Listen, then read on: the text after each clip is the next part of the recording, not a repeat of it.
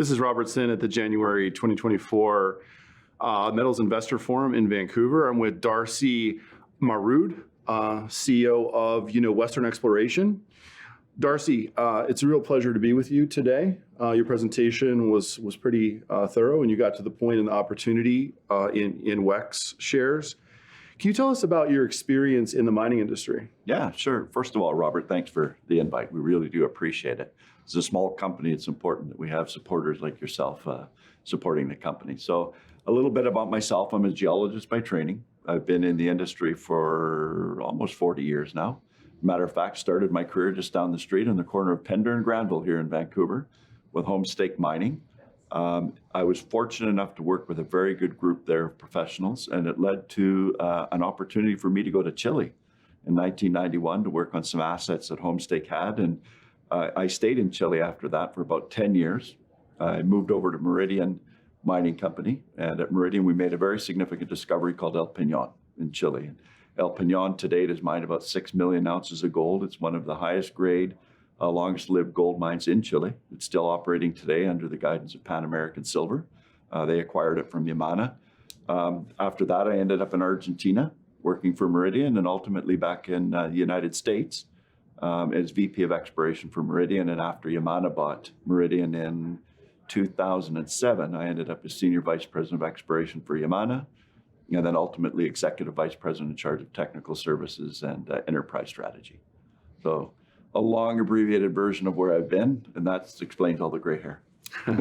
That's a pretty thorough track record in the industry. So you're now CEO of a relatively small, junior, but your company has 1.3 million ounces of gold in resource in a great mining state, great location for mining.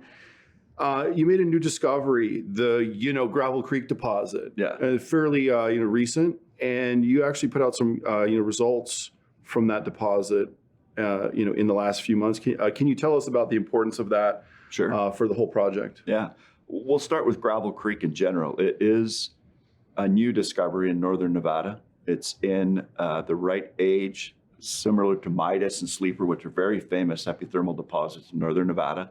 I think we're on to something new, a new district for northern Nevada. But the results we recently put out were just an extension of our Gravel Creek deposit, which currently has a resource of about 800,000 ounces of gold at about 6 gram per ton gold equivalent.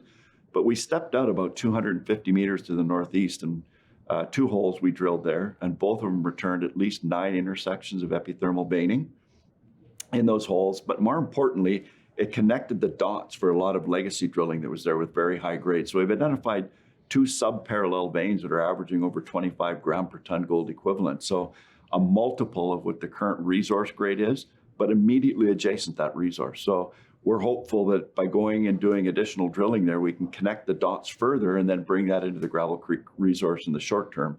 And not only bring it into the resource, but with much higher grade than is currently at the resource grade. So basically, the project has 2 key areas, and the other one is Dobie George, which is much closer to surface, and it is in oxides. You put out some met testing, data a couple, I think 5 days ago. Tell us about Dobie George, because you have at Gravel Creek much higher grades, but it's deeper. I think the met is a little more challenging there. It's a little more complicated, whereas Dobie George is just simple, near surface, and there's room to expand that, right? Yeah, that's a good point. It is right at surface, actually, it outcrops. And Dobie George has been known, I would say, since the late 90s. It was discovered by Homestake. So there's over 800 drill holes in Dobie George. About 90 of those were completed by Western Exploration. So we decided last year to complete some diamond drilling for metallurgical test work. The results that we got back from that drilling were very positive as far as grade and width go. But more importantly, we used those results to do column leach test work with McClellan Labs in Reno, Nevada. And we just received those results. And it indicates, at a 1/2-inch crush size, we can get at least 72% recovery on a normal cyanide leach. But not only good recovery, but very low reagent consumption, less than 0.4 kilo per metric ton. And that's lower cost then? Lower cost. That'll go to the cost scenario of the operation, yes. And very permeable. It doesn't need any agglomeration. So, we've ticked the box at Dobie George. I think we've got 550,000 ounces right now in oxide. It is wide open in many directions.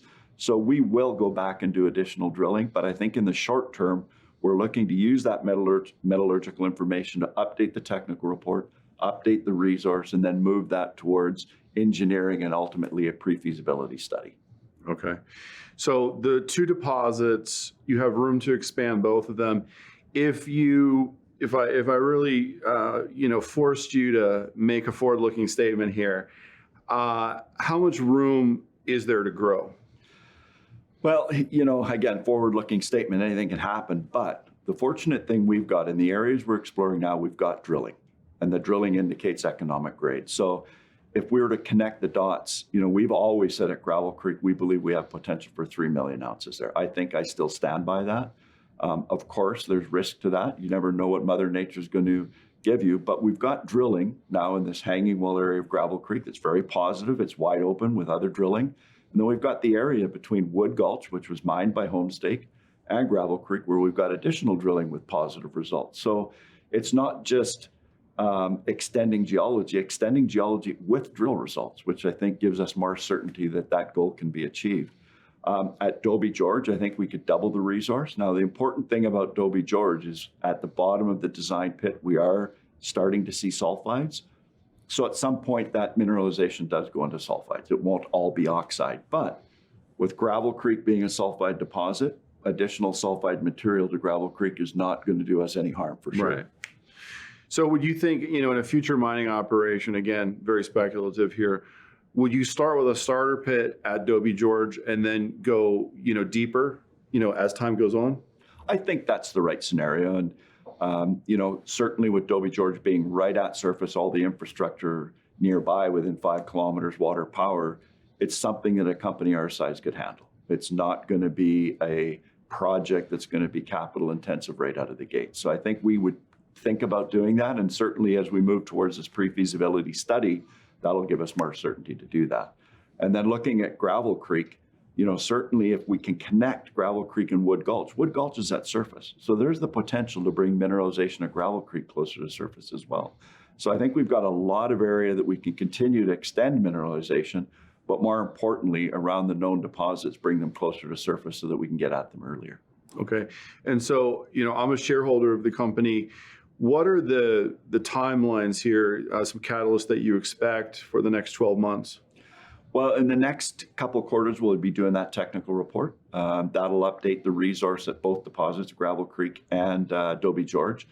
Importantly for Dobie George, that will dictate the path forward, what we need to do to get that PFS done. And I think that we're looking to complete it Q4 of this year or Q1 of next year. And then in Q2, we'll start drilling at that new discovery at Gravel Creek. I think with a limited number of drill holes, maybe 10 to 14 drill holes, we could get that into a resource in the short term. So probably by second quarter of next year, if we do that drilling, we get that into a resource, and I think that will be transformational for Gravel Creek. Okay, great. Just final question. So what do you think you need financially to accomplish those goals, over the next 12 months? The drilling at Gravel Creek, I think, is going to cost the company about $5 million. That would include getting it into the resource category with that amount of drilling and ultimately updating that. Dobie George would require probably a couple $1 million to do some extension drilling and the pre-feasibility study. But I think we'll prioritize at this point the drilling at Gravel Creek before any additional drilling at Dobie George.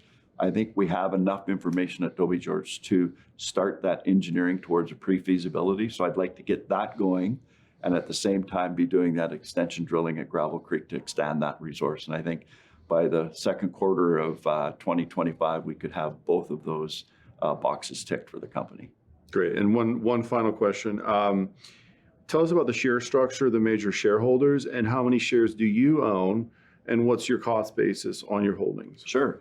So we have a very different share structure. I think you've seen that we have a very large shareholder called Golconda. They own about 58% of the company. It's a closed fund that was high net worth individuals and family offices. They were formed in 2013. They recapitalized Western Exploration as a private enterprise, and they contributed about $30 million to exploration between 2013 and 2021 when we went public. That led to the discovery of Gravel Creek and the ultimate technical report that was completed in 2021 that allowed us to go public. So very important shareholders that have been very supportive of the company in the past and can continue to be. And then Agnico Eagle owns 16% of the equity of the company, and they've funded 2 tranches of exploration in the past, one in 2020 and then, or 2017 and another in 2020. And they sit on a technical committee with us and they assist us with exploration planning. So those are our 2 largest shareholders. We have about 12% of the company held in institutions like Europac with Adrian Day, Oramet, and US Global. I own personally about 400 and some thousand shares, and my cost basis is about $2 Canadian a share. $2 Canadian. All right. Thanks a lot for tuning in, and thank you for your time, Darcy. Always a pleasure, Robert. Thank you. Appreciate it.